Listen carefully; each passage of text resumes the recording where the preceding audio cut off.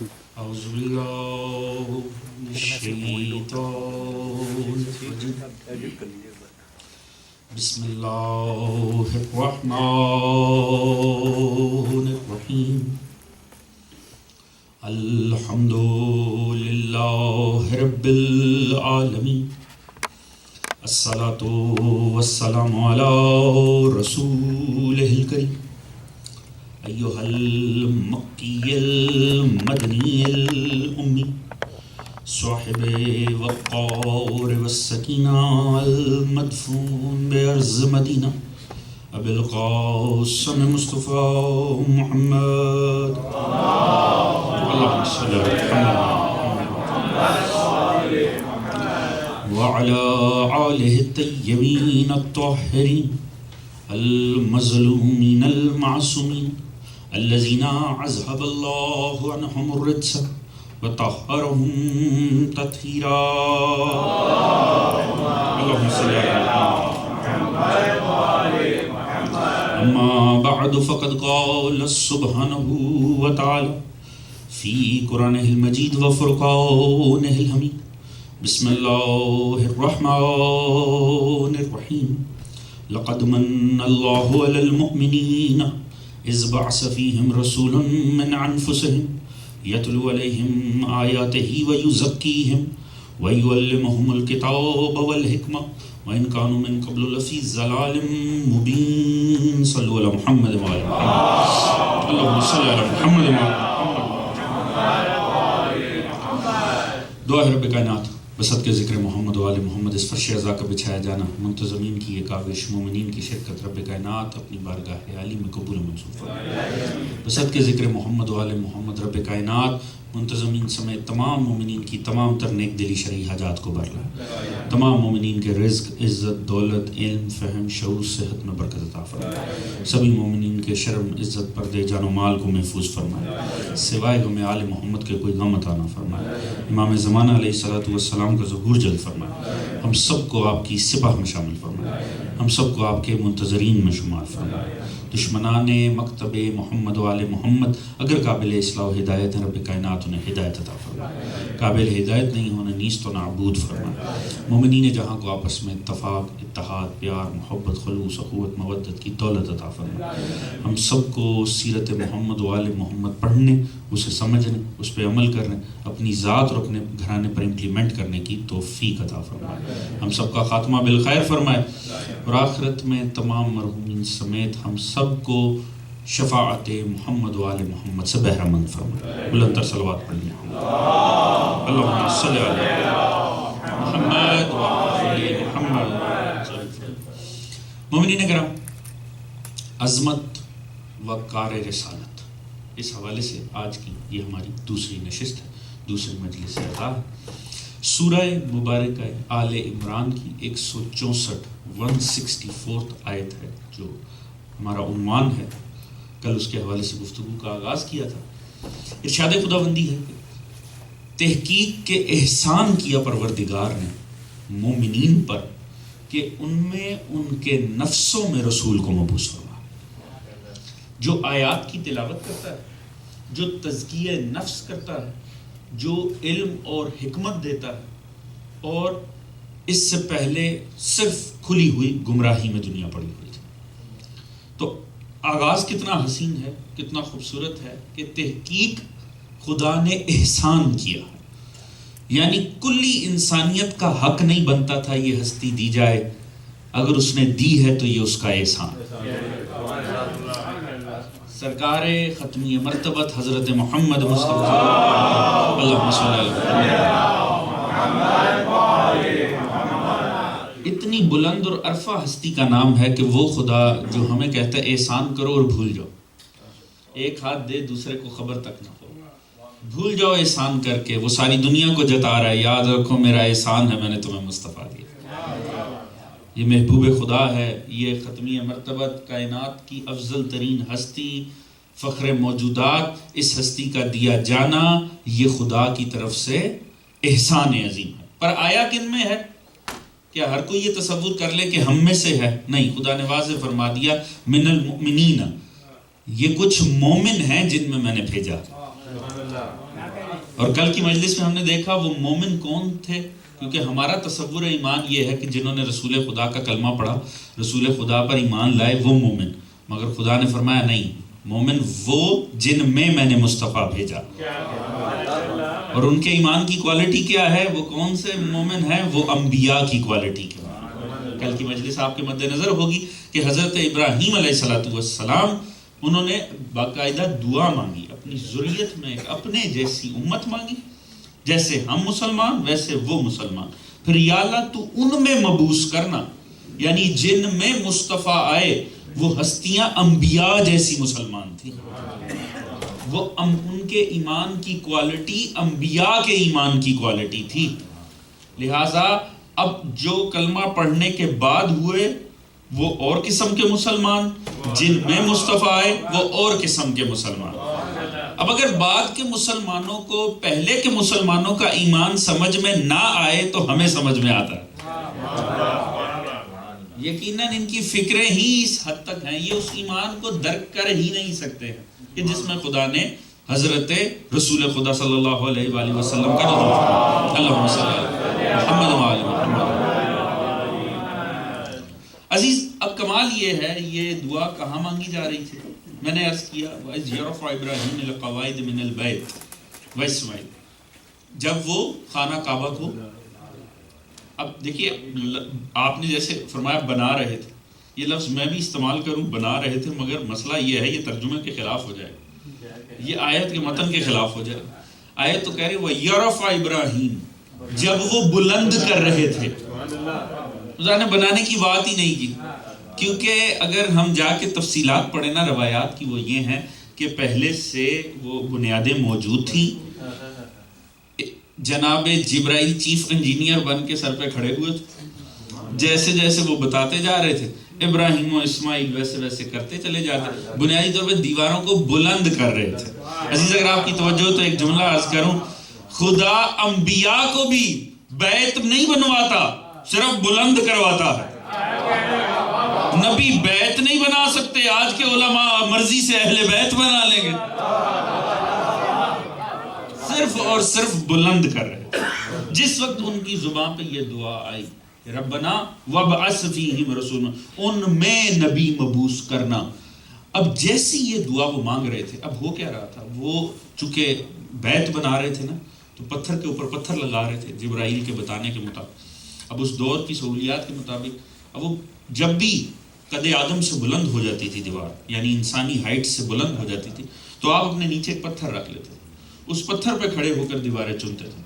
جب پھر بلند ہو جاتی تھی اس پتھر پہ دوسرا پتھر رکھا جاتا تھا۔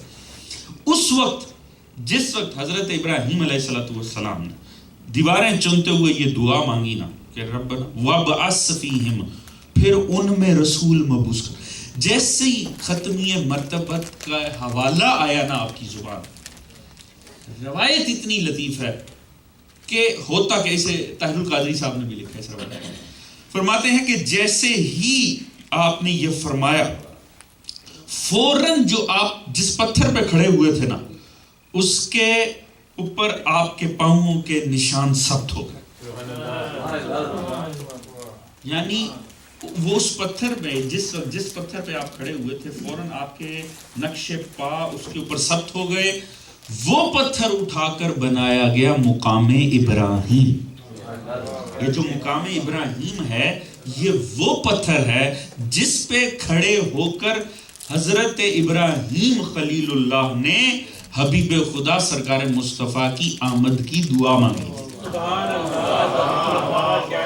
خدا کو وہ لمحہ اتنا پسند آیا کہ میرا خلیل مجھ سے میرا حبیب مانگ رہا، خدا نے چاہا ہمیشہ کے لیے یہ محفوظ ہو جائے، یہ لمحہ ہمیشہ کے لیے محفوظ ہو جائے۔ ابراہیم تو اپنی حیات اقدس میں ہزاروں لاکھوں پتھروں پہ چلے ہوں گے، کئی پتھر آپ کے جسم کو چھوئے ہوں گے، مگر خدا کو وہ لمحہ اتنا پسند آیا، خدا نے کہا یہ قیامت کے لیے لمحہ امر ہو جائے کہ مجھ سے میرا خلیل میرا حبیب مانگ رہا ہے۔ اللہم صلی علی محمد وآل محمد وآل۔ عزیز کمال دیکھیے، آپ وہاں پر اس پتھر پہ رسول خدا کو اتارا نہیں گیا، اس پتھر پہ کھڑے ہو کر صرف آمد مصطفیٰ کی دعا مانگی گئی اور خدا نے اسے سجدہ گاہ عالم بنا دیا. ہر زائر جائے وہاں پہ، جو بھی بیت اللہ جائے 2 رکعت نماز وہاں پر بھی پڑھے. آپ نے دیکھا ہوگا یہ کوشش کر رہے ہوتے ہیں کسی طرح 2 رکعت پڑھی جائے پبلک کے اندر، انتہائی مشکل سے، مگر ہر کسی کے ادھر جائیں 2 رکعت نماز پڑھیں. خدا نے ہمیشہ کے لیے سجدہ گاہ عالم بنا دیا. کمال کیا ہے. اور دیکھیے بیت اللہ کے عین ساتھ پڑا ہوا، جہاں صرف اللہ، بس اللہ، اللہ ہی اللہ. وہاں وہ پتھر پڑا ہوا ہے جس کی اور کوئی فضیلت نہیں سوائے اس کے کہ اس پہ کھڑے ہو کے آمد مصطفیٰ کی دعا مانگی گئی. عزیز خدا جانے خانہ ابو طالب کی عظمت کیا ہوگی جس پتھر پہ کھڑے ہو کر فقط آمد کی دعا مانگی جائے، اسے تو خدا سجدہ گاہ عالم بنا دیتا ہے. خدا جانے وہ گھر ابو طالب کا کتنا مقدس ہوگا جہاں دعائیں نہیں مانگی گئی، وہاں مصطفیٰ کو اتارا گیا ہے.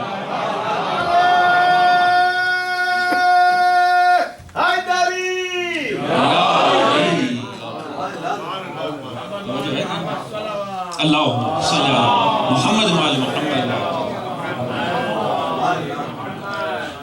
یہی وجہ ہے کہ سعودی گورنمنٹ کے جو اگلے ارادے ہیں نا، ان میں سے ایک یہ مقام ابراہیم کو بھی ریموو کرنا، کیونکہ یہ ایک نشانی سرکار مصطفیٰ کی ہے. حضرت ابراہیم کا جواز ہے، نشانی ہے مصطفیٰ کی، کیونکہ اس پتھر پہ کھڑے ہو کر آمد مصطفیٰ کی دعا مانگی گئی اور وہ آج بھی وہاں پر ویسے ہی پڑھا ہوا. عزیز جناب ابراہیم، میں نے عرض کیا کہ جن میں رسول خدا ہے وہ کون تھے؟ انبیاء کی کوالٹی کے مسلمان. خود وہ کون تھے؟ حضرت ابراہیم. ان کی کوالٹی ایمان کیا تھی؟ ان کی خوبی ایمان کیا تھی؟ ان کا ایمان کس قسم کا؟ کیونکہ ان کا ایمان سمجھ میں آئے گا تو پھر اس ہستی کا ایمان سمجھ میں آئے گا کہ جن کے حوالے خدا نے مصطفیٰ کو کیا، کیونکہ وہ انبیاء کی کوالٹی کے. جناب ابراہیم نے پہلے اپنے لیے کہا کہ وَجَعَلْنَا مُسْلِمَيْنِ لَكَ وَمِنْ ذُرِّيَّتِنَا أُمَّةٌ مُسْلِمَةٌ، پھر وَبَعَثَ فِيهِمْ رَسُولًا، پہلے ہمیں سر تسلیم خم کرنے والا، پھر ہماری ذریت میں بھی ایسے ہی، پھر ان میں نبی. اور میں نے عرض کیا تھا کہ وہ کس کوالٹی کے تھے؟ وہ جب بیٹے کو لٹایا، پیشانی کو زمین سے لگایا، تب خدا نے کہا فَلَمَّا أَسْلَمَ، ہاں وہ جھک گئے. یعنی وہ ایسے جھکنے والے تھے جنہوں نے اولاد بھی دے دی دین کی خاطر. یعنی جن میں مصطفیٰ ہے ان کے ایمان کی کوالٹی ہی وہ ہوگی کہ اگر اولاد بھی دینے کی بات آئے تو ایک لمحے کے لیے پیچھے نہ ہٹے. عزیز دیکھیے اولاد کے معاملے میں معاملہ یہ ہوتا ہے، دنیا کے تمام ماں باپ کسی مذہب مسلک سے تعلق رکھتے ہیں، آپ دیکھیں کہ اولاد کا انسان کا معاملہ یہ، انسان کہتا ہے میں کائنات کی ہر خوشی لا کے ان کے قدموں میں رکھ دوں. ایسے ہی ہوتا ہے، بالکل ہوتا ہی ہے کہ انسان کی خواہش ہوتی ہے کہ میں اپنا آپ، لوگ اپنا آپ ختم کر لیتے ہیں اولاد کی خاطر. ہم تو بھائی جی رہے ہیں اولاد کی خاطر. ہر کسی سے آپ یہ جملہ سنیں گے ہم تو بس اولاد ہی کی خاطر جی رہے ہیں. حتیٰ انسان اسی لیے اولاد کو فتنہ بھی کہا گیا کہ انسان اکثر حق کے معیار بھی اسی وجہ سے پامال کرتا ہے. یاد رکھیے گا اولاد کے معاملے میں اولاد کو بہترین مستقبل دینا آپ کی ذمہ داری نہیں ہے، زمانے کو بہترین اولاد دینا آپ کی ذمہ داری ہے. باقی جس نے جو آپ کے اوپر خالق تھا وہ ان کے اوپر بھی خالق ہے، جو آپ کے اوپر رازق تھا وہ ان کے اوپر بھی رازق ہے. اور ماشاءاللہ بس اس میں نہ رہیے گا تعلیم گریڈ شریڈ بہت اچھی بات ہے، ویسے بھی دیسیوں کے بچوں کے گریڈ ہمیشہ اچھے ہی ہوتے ہیں، مجھے تو آج تک کوئی نہیں ملا جس کے اچھے نہ ہوں. اچھا کردار بنانا کمال ہے. خدا نے آپ سے یہ نہیں پوچھنا بچے کے نمبر کتنے آئے تھے، وہ یہ پوچھے گا کہ بچے کا رویہ کیسا ہوتا ہے. لہذا آپ اپنے ذمہ داری کو ادا کریں، خدا کو اس کا کام کرنا ہے. بچوں کے حق میں ہم رازق نہیں ہیں، رازق وہی ہے. ہمارا کام ہے بہترین تربیت کر کے دینا. جو خدا نے ہماری ذمہ داری لگائی ہم اپنا کام کریں، خدا کو اس کا کام کرنا. عزیز اولاد کے معاملے میں انسان کرتا کیا ہے؟ انسان کہتا ہے میں کائنات کی ہر خوشی لا کے اس کے قدم میں رکھ دوں. انسان لوگ دین پامال کر دیتے ہیں، حق پامال کر دیتے ہیں، ذمہ داریاں اپنی بھول جاتے ہیں اولاد کی خاطر. اولاد کو کسی پہ انسان قربان نہیں کرتا، ساری کائنات لا کے رکھتا ہے اولاد کے قدموں میں. کائنات میں کوئی ایسی شے نہیں جس کے پیچھے انسان اولاد دینے پر آئے. ایسا ہے کہ نہیں ہے؟ ساری زندگی انسان کی سٹرگل میں گزر جاتی، ہر خوشی لا کے اس کے قدم میں رکھ دوں. اولاد کے معاملے میں انسان لوگوں سے دشمنی ہو جاتی ہے. اکثر دیکھا ہے لوگوں کے تعلقات ٹوٹ جاتے ہیں، اولادیں جوان ہوتی ہیں، اولاد پیچھے انسان کے معاملات نئے سرے سے بنتے ہیں. اس کی اپنی ساری زندگی جیسے بھی گزری ہو مگر جب اولاد جوان ہوتی ہے سارے خاندان سے معاملات اور ہو جاتے ہیں, زمانے سے معاملات اور اتنا اولاد کی خاطر انسان کرتا ہے. اولاد کے معاملے میں ہوتا ہی ہے کہ انسان کی یہ فطرت ہے, آپ کی معاشرے میں لڑائی ہو جائے انسان ہمیشہ اپنی قوم کا ساتھ دیتا ہے, انسان ہمیشہ اپنی قوم کے ساتھ سٹینڈ کرتا ہے. قوم میں لڑائی ہو جائے انسان ہمیشہ اپنے قبیلے کا ساتھ دیتا ہے, اپنے خاندان. قبیلے میں لڑائی ہو اپنے خاندان کا ساتھ دیتا ہے. خاندان میں لڑائی پڑ جائے, کزن آپس میں الجھ جائیں, انسان ہمیشہ اپنی اولاد کا ساتھ دیتا ہے. پہلے اسی طرح اسکیل کم ہوتا رہتا ہے بھتیجے بھانجوں کا, اور اگر بھتیجے بھانجے اور اولاد ہی آپس میں ٹکرا جائے انسان ہمیشہ اولاد کا ساتھ دیتا ہے. اولاد کو کسی پیچھے کمپرومائز نہیں کیا جاتا. عزیز واحد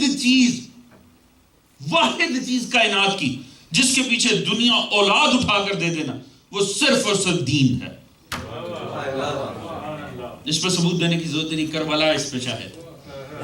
توجہ ہے جانے محترم, اور کربلا 1400 سال پہلے, آج کی کربلائیں اس بات پہ شاہد ہیں.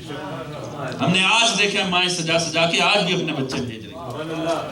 آپ نے یقیناً سوشل میڈیا پہ وہ مناظر دیکھے ہوں گے, مائیں لاشوں سے مخاطب ہے تو اس انداز میں تو نے حق ادا کر دیا. آج بھی ہم کربلا کے منظر دیکھ رہے ہیں. کیوں؟ صرف دین میں اتنی طاقت ہوتی ہے کہ انسان اپنی اولاد دے. باقی کسی شے کا ایسا لالچ نہیں ہوتا کہ انسان اپنی اولاد دے دے. صرف اور صرف دین اتنی طاقت رکھتا ہے کہ وہ انسان سے اولاد کا تقاضا کرے, انسان اولاد دینے کو تیار ہو جائے. دین کے علاوہ کسی شے پیچھے انسان اولاد نہیں دیتا. عزیز, وہ ہے انبیاء کی کوالٹی کے مسلمان جن میں مصطفیٰ آئے. اور وہ نبی کون, کس کی کوالٹی کے؟ ابراہیم کی کوالٹی کے. ابراہیم سے خدا نے بیٹا مانگا, چھری ہاتھ میں پکڑ کے بیٹا لٹا لیا. اب وہ اسی کی کوالٹی کے مسلمان ہونے چاہیے تھے, اور صرف دین پیچھے اولاد دی جاتی ہے. جناب ابو طالب نے مصطفیٰ کو اٹھا کے اپنے بیٹے لٹا لٹا کر بتایا ہے کہ مصطفیٰ کی نظر میں محمد مصطفیٰ مجسم دین کا نام ہے.